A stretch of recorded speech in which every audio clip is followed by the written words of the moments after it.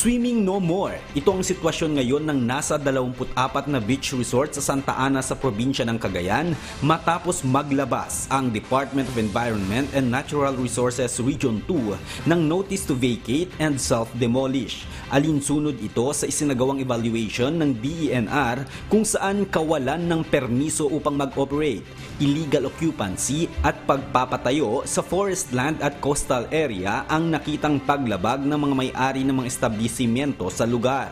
Base sa Section 78 ng Presidential Decree No. 705 o ng Revised Forestry Code of the Philippines, ipinagbabawal ang pagtira sa forest land ng walang authority of a license agreement, lease or permit.